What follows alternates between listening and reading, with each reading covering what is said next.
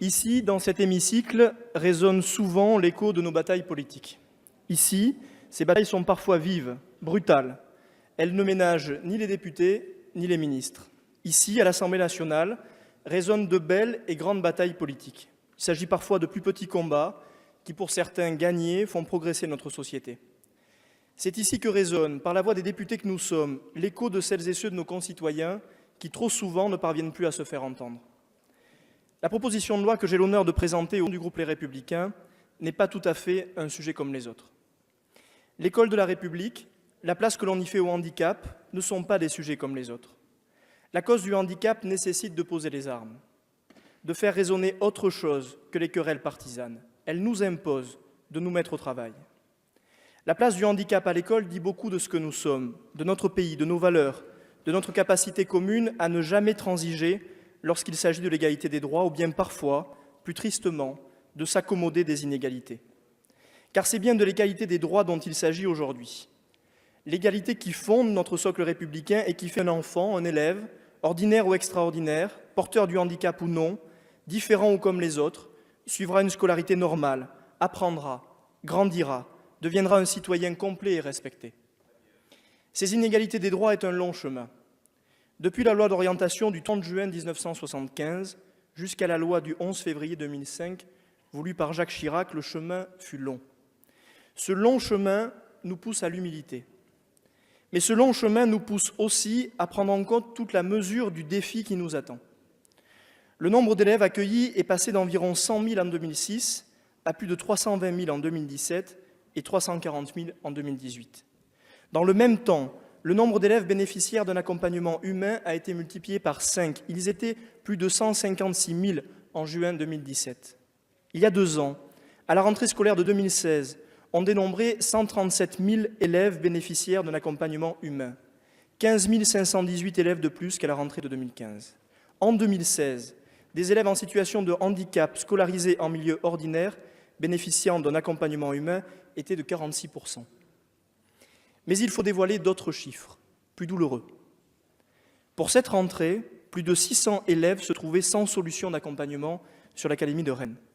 645 enfants sans solution en Ille-et-Vilaine, 870 à Paris, ce qui représente près de 20% des quelques 4 827 notifications d'aide humaine que l'on comptait au 7 septembre dernier. Leur nombre dépasserait 1500 dans certains départements. En Seine-Saint-Denis, ils sont 3400 sans aucune perspective. Dois-je aussi rappeler que fin 2015, 1230 enfants français en situation de handicap avaient dû intégrer des établissements belges, faute d'avoir pu trouver une solution dans leur propre pays, la France. Nous pouvons estimer que 20% des enfants et adolescents d'Île-de-France sont expatriés en Belgique. Depuis 2015, ce chiffre ne cesse d'augmenter. Aux côtés de ces enfants, il y a celles et ceux que le collectif des AVS à ESH appelle elles-mêmes les invisibles de l'éducation nationale. Ces mots, dans la bouche de ces femmes et de ces hommes au mérite immense, sont forts. Ils sont forts et ils sont justes. Ces 80 000 femmes et hommes sont si peu visibles dans leur statut, dans leur emploi, dans leur formation, dans la rémunération qui leur sont proposées. La précarité forge bien souvent leur quotidien. Alors que répondons-nous ? Que répondons-nous à cet AESH qui voit son temps de travail divisé par 2 en cours d'année scolaire et qui survit avec un salaire de 898 € par mois ? Son métier, celui du défi de l'inclusion, ne mérite-t-il pas mieux ? Que répondons-nous encore à cet AVS qui, 3 mois après sa prise de poste aux côtés d'un enfant autiste, attend encore les 60 heures de formation qui lui ont été promises ? Ces situations ne sont pas celles d'hier. Non, elles sont celles d'aujourd'hui. Personne n'a le droit de dire que tout va bien. Personne n'a le droit de manquer à ce point d'humilité pour dire que rien ne doit changer. Personne ne peut décemment regarder dans les yeux ces familles, ces enfants, ces adolescents, ces accompagnants et leur dire que l'urgence est ailleurs. Car l'urgence, mes chers collègues, elle est ici, sous nos yeux. Inutile de patienter plus, de commander un énième rapport qui conclura comme les dizaines de précédents. L'urgence, nous la connaissons. Les solutions, nous les portons. Il ne reste et ne manque que la volonté politique d'en faire une véritable priorité. Personne ne peut répondre que tout va bien. Car, mes chers collègues, ces chiffres, abstraits, ils ont des visages. Des visages, des parcours de vie, des familles pour qui la promesse républicaine de l'école républicaine se résume aujourd'hui à une déception. La seule chose que nous leur devons, ce sont des réponses et des solutions. Notre proposition de loi s'attaque donc à plusieurs sujets précis et concrets. D'abord, il s'agit de faire évoluer positivement et significativement les situations professionnelles des actuels AVS-AESH. Pour cela, nous proposons à l'article 1er de substituer aux multiples statuts précaires actuels un unique statut d'accompagnant à l'inclusion scolaire, aligné sur le régime des agents contractuels de l'État et mieux rémunérés. Ces accompagnants n'auront plus nécessairement à effectuer 2 contrats à durée déterminée avant d'espérer pouvoir éventuellement obtenir un contrat à durée indéterminée. En complément de ces dispositions, je vous proposerai un amendement prévoyant que dans chaque département, le directeur académique des services de l'éducation nationale soit tenu de désigner au moins un accompagnant à l'inclusion scolaire, dit ressources, auxquels pourront être confiées 2 types de missions, soit les missions de remplacement ponctuel et temporaire d'accompagnants intervenant déjà sur le territoire, soit d'appui au bénéfice des autres accompagnants pour leur fournir des conseils et une expertise spécialisée. Ce dispositif d'AESH tuteur existe déjà à Paris. Il s'agit ici, par la loi, de le généraliser et de le structurer. L'article 2 de la proposition de loi tente à renforcer et mieux valoriser la formation de ces accompagnants en prévoyant la création d'un diplôme unique d'État ou diplôme professionnel ou d'un certificat d'aptitude.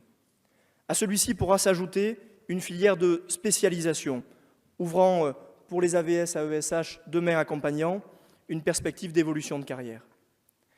Notre proposition cherche aussi à décloisonner les temps d'accompagnant. Il est une évidence, le succès de la scolarité des élèves se joue au moins durant le temps scolaire que durant le temps péri- et extrascolaire.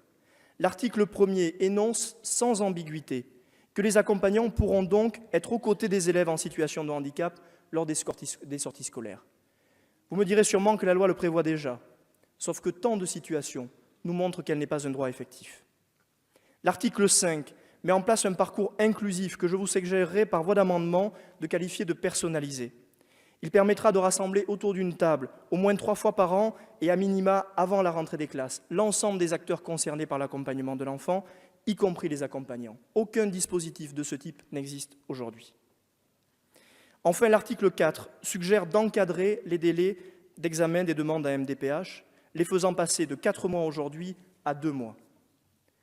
Cette proposition de loi n'est certainement pas parfaite. Elle est comme la réalité et la vie de ces familles et de ces accompagnants, imparfaite. Elle est comme l'action du gouvernement, imparfaite. Elle est comme les députés que nous sommes, parfaits. Mais elle est volontaire. Volontaire comme les familles et les accompagnants qui se battent au quotidien pour être entendus. Volontaire comme le gouvernement devrait l'être, comme les députés que nous sommes devrions tous l'être. Cette proposition de loi peut être enrichie par les contributions de tous les groupes politiques de cette Assemblée. En commission, le seul groupe politique qui n'ait pas pris la peine de déposer un seul amendement est celui de La République En Marche. J'ai été consterné par l'attitude de mépris, l'attitude expéditive, l'attitude clanique avec laquelle les députés de la majorité ont abordé ce sujet pourtant essentiel. Comment peut-on à ce point être écrasé par une discipline politique pour que l'on ne veuille voter ni pour une meilleure formation, ni pour une revalorisation de ces parcours, ni pour une réduction des délais MDPH. Monsieur le ministre, si de part et d'autre de l'hémicycle vous entendez les mêmes mots, c'est peut-être parce que vous êtes le seul à ne pas voir le chemin immense qui reste à parcourir. C'est peut-être parce qu'une forme d'autosatisfaction a pris le dessus sur la volonté d'agir. Si ces mots sont les mêmes, c'est que nous mesurons sur le terrain chaque semaine l'écart abyssal entre les déclarations qui sont les vôtres et les actes. Si les mots que vous entendez de part et d'autre de l'hémicycle sont les mêmes, c'est peut-être que nous avons raison et que vous avez tort. C'est peut-être aussi que sur un tel sujet, nous voulons être à la hauteur du mandat de député du peuple qui nous a été confié. Nous refusons d'être des gestionnaires résignés du handicap. Nous voulons agir, pas demain, aujourd'hui, pas par décret ou par petite circulaire, mais par la loi de la République.